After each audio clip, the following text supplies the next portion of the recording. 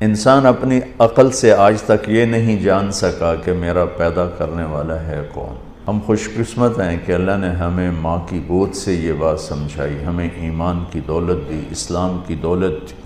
ایک چیکوسلویکین سیاح وہ پھرتے پھرتے رائمنڈ آ گیا تو وہ میرے پاس لے کے آ گئے، تو میں نے اس سے پوچھا ہمارا پیدا کرنے والا کچھ آپ کو پتہ ہے کون ہے؟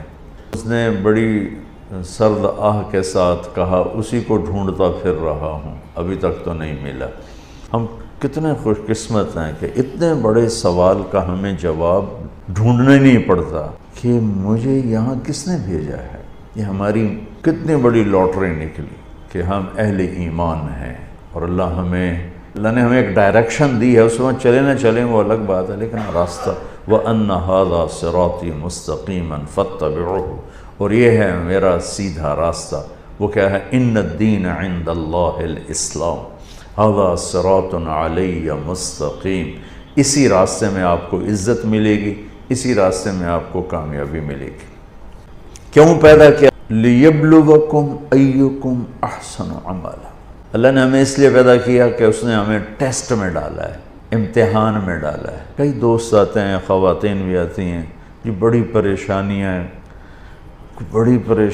ہیں، سب کچھ ہے، بڑی پریشانی ہے۔ میں نے کہا بی بی آپ امتحان دے رہی ہیں، ایگزامینیشن ہال میں آپ کے لیے کوئی ریفریشمنٹ تو نہیں ہوتی، بلکہ آپ کو خود پھڈے میں ڈالا جاتا ہے، اچھی خاصی آسان چیز کو الٹا سیدھا کر کے پیش کر دیا جاتا ہے۔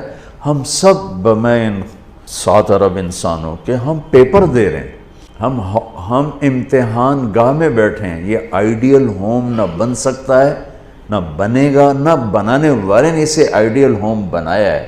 یہ تو ہم دیوانے ہیں کہ چند سالہ زندگی میں اس کو آئیڈیل ہوم بنانا چاہتے ہیں۔ گزرگاہ ہے، مسافر خانہ ہے، اور اس پر زائد کیا ہے؟ لِيَبْلُوَكُمْ أَيُّكُمْ أَحْسَنُ عَمَلًا، کہ اس نے اس لیے ہمیں پیدا کیا ہے کہ ہمیں دیکھنا چاہتا ہے کہ اپنے عمل کو خوبصورت کون بناتا ہے، اور دنیا کے ٹھیکروں پہ کون بک جاتا ہے، اپنی شخصیت کو کون بناتا ہے، اور چیزوں پر کون بک جاتا ہے۔ یہ پیپر ہو رہا ہے۔